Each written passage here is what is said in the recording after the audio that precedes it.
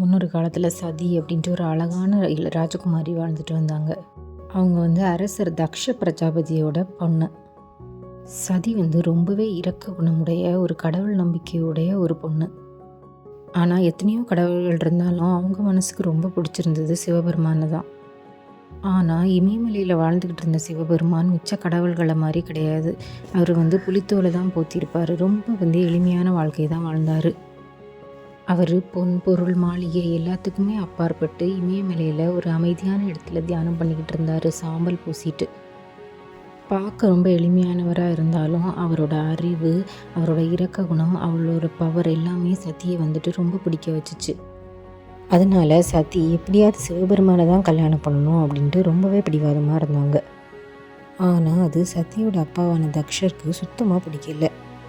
அவர் சத்திய மாதிரி இல்லாமல் ஒரு மனுஷனை வேறு பொருட்கள் வச்சு இட போடுற மனுஷனாக இருந்தார். பொன் பொருள் மாளிகை இதிலெல்லாம் நம்பிக்கை உள்ள ஒரு மனுஷனாக, அதனால் ஒரு ராஜகுமாரன் மாதிரி இருக்கவங்களுக்கு தான் மகளை கல்யாணம் பண்ணி கொடுக்கணும் அப்படின்ட்டு ஒரு எண்ணத்தோடு இருந்தார்.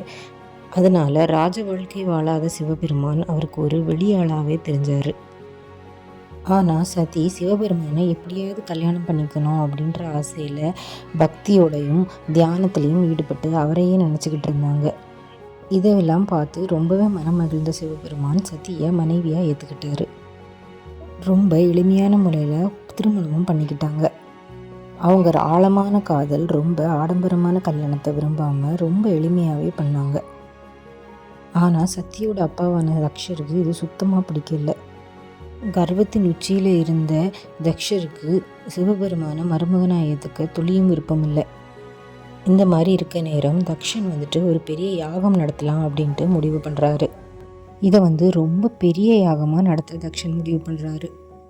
எல்லா கடவுள்களுக்கும், எல்லா முனிவர்களுக்கும், எல்லா அரசர்களுக்கும் அழைப்பு விடுக்கப்படுது. இப்படி பிரபஞ்சத்தோட எல்லா மூலையில் இருக்கவங்களுக்கும் அழைப்பு விடுக்கப்பட்டது. ஆனால் சிவபெருமானுக்கும் தன்னோட மகளான சதிக்கும் அழைப்பு விடுக்கப்பட்டிருக்காது. வேணுனே சிவபெருமானை அவமானப்படுத்தணுன்னே தக்ஷன் அழைப்பு லிஸ்ட்லேருந்து சிவபெருமானோட பெயரை எடுத்திருப்பார். இதை கேட்ட சதிக்கு ரொம்பவே கஷ்டமாக இருக்கும்.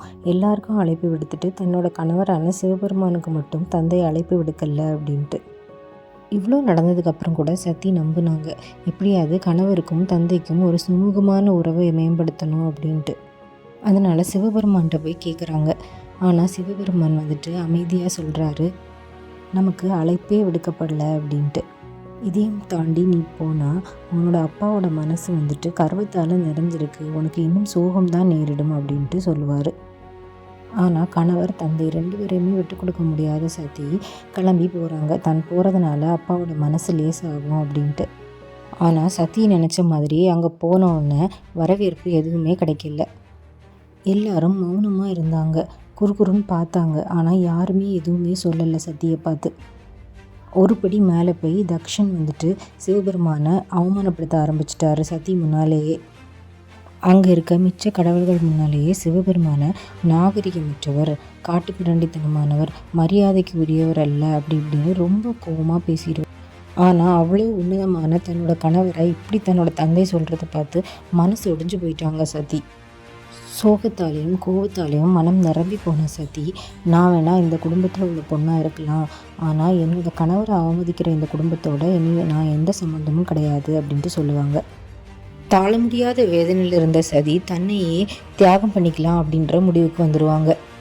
அவங்களோட தெய்வீக சக்தியினால் ஒரு நெருப்பை வர வச்சு அதில் இறங்கிடுவாங்க. நெருப்புக்குள்ளே இறங்கும் போதே நான் இனி மறுபிறவி எடுப்பேன், மறுபிறவி எடுக்கிற என்னோட குடும்பம் சிவபெருமான சகல மரியாதையோடையும் நடத்துகிற குடும்பத்தில் தான் நான் இனி பிறப்பேன் அப்படின்ட்டு சங்கல்பம் மேற்கொண்டுட்டு நெருப்பில் போவாங்க. இதை அங்கேருந்து பார்த்துக்கிட்டு இருந்த மற்ற முனிவர்களும் கடவுள்களும் ரொம்பவே திகைப்படைஞ்சு போயிட்டாங்க. சதி தேவியோட இந்த உயிர் தியாகம் என்னென்ன பின்விளைவுகளெல்லாம் ஏற்படுத்தும் அப்படின்றத நினச்சி கடவுள்களும் முனிவர்களும் ரொம்பவே பயந்துக்கிட்டு இருந்தாங்க, சிவாவோட கோவத்தை நினச்சி. இந்த நேரம் கைலாய மலையில் தியானம் பண்ணிக்கிட்டு இருக்க சிவபெருமான் தன்னோட மனைவியோட உயிர் தியாகத்தை உணர்றாரு. அதை உணர்ந்த உடனே சிவபெருமான துக்கம் சூழ்ந்துக்கிறது. சதி மேலே இருந்த அவரோட காதல் அவங்க இழப்பை அறிஞ்ச உடனே அவருக்கு கோபமாகவும் சீற்றமாகவும் மாறுது. கோவத்தில் சிவபெருமான் தன்னோட சீற்றத்தை உலகத்து மேலே காட்ட ஆரம்பிக்கிறாரு. அவரோட தலையிலேருந்து ஒரு கொத்து முடி எடுத்து கீழே போட்டதும் அது வந்து வீரபத்ரன் அப்படின்ட்டு அவரோட கோவத்தை உருவமான ஒரு ஆளாக மாறுது. தன்னோட கோவத்தோட சக்தினால் உருவான வீரபத்ரன்கிட்ட போய் தக்ஷனோட யாகத்துக்கு போய் மொத்தமாக எல்லாத்தையும் அழிக்க சொல்லி கட்டளையிடுறாரு. சிவபெருமானோட ஆணைப்படி அங்கே போய் அந்த யாகத்தை மொத்தமாக சீர்குலைக்கிறாரு வீரபத்ரர். அங்கே இருந்த மற்றவர்களும் தண்டிக்கப்படுறாங்க. சதி அவமானப்பட்டதை அமைதியாக இருந்து பார்த்துட்டு இருந்தனால. இதெல்லாம் பார்த்துட்டு இருந்த மற்ற முனிவர்களும் கடவுள்களும் அப்போ தான் பிரச்சனையோட வீரியத்தை உணர்றாங்க. நேராக சிவபெருமான்கிட்ட ஓடி போகிறாங்க. போயிட்டு அவரை வந்து சாந்தப்படுத்த முயற்சி பண்ணுறாங்க. அப்போ தான் இந்த உலகத்துக்கு சமநிலை வரும் அப்படின்ட்டு. சதியோட இழப்பிலிருந்து சுத்தமாக வெளியே விட முடியாத சிவபெருமான் ஆனாலும் இறக்க குணம் படைத்தனால அதை வந்து ஒத்துக்கிறாரு. ஆனால் தக்ஷனுக்கு நல்ல பாடம் புகட்டின அப்புறம்தான் அப்படின்னு சொல்லிக்கிட்டு வீரபத்ரனால் தலை வெட்டப்பட்ட தக்ஷனுக்கு ஒரு ஆடு தலையோட உயிர் கொடுக்குறாரு. இது வந்து அவனோட கர்வம் அழிக்கப்பட்டதை அவருக்கு உணர்த்துறதுக்காக அப்படின்னு சொல்லிக்கிட்டு. அதுக்கப்புறமா சிவபெருமான்கிட்ட தக்ஷன் மன்னிப்பு கேட்டு அந்த மிச்ச யாகத்தை நல்லபடியாக சிவபெருமானுக்கு நல்ல மரியாதையோடு நடத்தி முடிக்கிறாரு. ஆனால் சதி தேவியோட இழப்பை தாங்க முடியாத சிவபெருமான் ஆழ்ந்த தியானத்தில் போயிடுறாரு. சிவபெருமானால் உலகம் சமநிலைக்கு திரும்பினாலுமே சிவபெருமான் மனசில் சதியோட நினைவுகளோட தியானம் பண்ணிக்கிட்டு இருந்தார். ஆனால் சதி இறக்கும் தருவாயில் சொன்ன மாதிரி இமயமலையின் மகள் பார்வதி தேவியாக பிறக்கிறாங்க.